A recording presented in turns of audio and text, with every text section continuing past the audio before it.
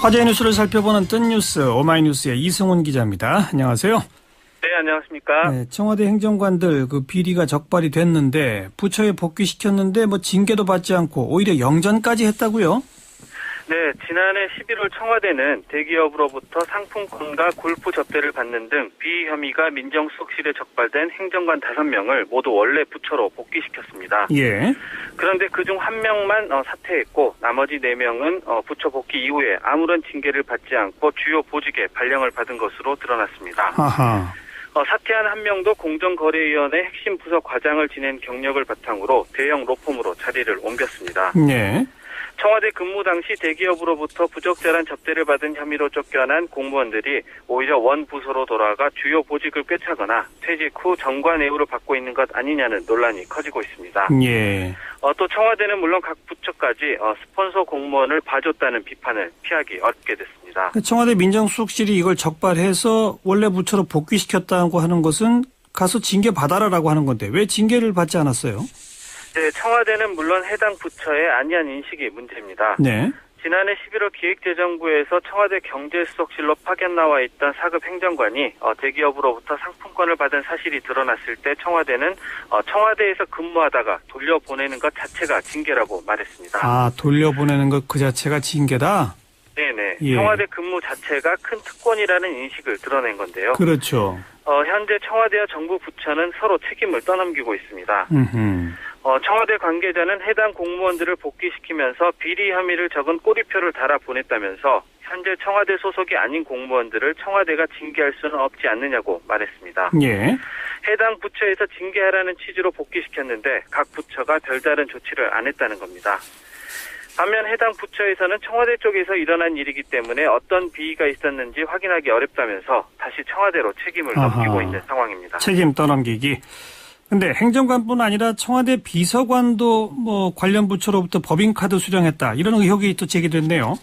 네, 그렇습니다. 민정수석실 조사에 따르면 지난해 5월 청와대 미래전략수석실의 한 비서관이 청와대로 파견 온 상급 행정관에게 법인카드 한 장을 쓰라고 건넸다고 합니다. 네. 그런데 이 법인카드의 발급기관은 해당 비서관실이 갑에 위치해 있는 환경부였습니다. 이 행정관은 그 법인카드를 사적으로 사용하다가 민정수석실에 적발됐는데요. 예. 결국 환경부 예산으로 청와대 비서관실의 스폰서 역할을 한 셈이 됐습니다. 그렇군요. 이후 이 행정관은 원 부처로 복귀했지만 해당 비서관에 대해서는 별도의 조치를 취하지 않은 것으로 알려지고 있습니다. 네. 어떤 조치를 취했느냐는 질문에 민경욱 청와대 대변인은 지금 할 수 있는 말이 없다. 현재 확인 중이라면서 답변을 피했습니다. 그래서 청와대가 이 행정관들의 비위 혐의를 축소하려고 하는 것 아니냐 이런 비판이 나오는 거죠. 네네. 지난해 11월 처음 이런 접대 의혹이 불거졌을 때도 청와대는 한 명만이 소액의 상품권과 기업체로부터 골프 접대를 받았고 그것도 청와대 파견 전이었다고 해명했습니다. 네. 또 2명은 가정사 등 본인이 원해서 원 부처로 복귀했다고 말했는데요. 하지만 3명 모두 비리 혐의로 청와대를 떠난 것으로 확인됐습니다. 예. 당시 청와대의 해명이 거짓이었던 겁니다. 또 지난해 11월 청와대가 밝히지 않은 미래전략수석실 행정관의 법인카드 유용과 공직기강 비서관실 5급 행정관의 비위가 이번에 추가로 드러났는데요. 이에 따라 청와대가 거짓말로 사건을 축소 은폐하려 한 것 아니냐는 지적이 나오고 있습니다. 당연히 나오는 지적이겠군요. 자, 보통의 경우 기업들로부터 수백만 원 정도 금품이나 향응을 받았다. 보통 어떤 징계 내려집니까? 네, 지난해 말 개정된 공무원 징계 규정에 따르면 청렴 의무 위반 조항의 경우 그 비위의 정도가 약하고 경과실인 경우라도 감봉 조치에 처하도록 돼 있습니다. 예.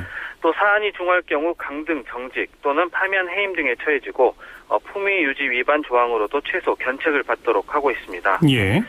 이런 규정에 비추어 볼 때 청와대 행정관 5명에 대해 징계가 이루어지지 않은 것은 분명히 문제가 있습니다. 그렇죠.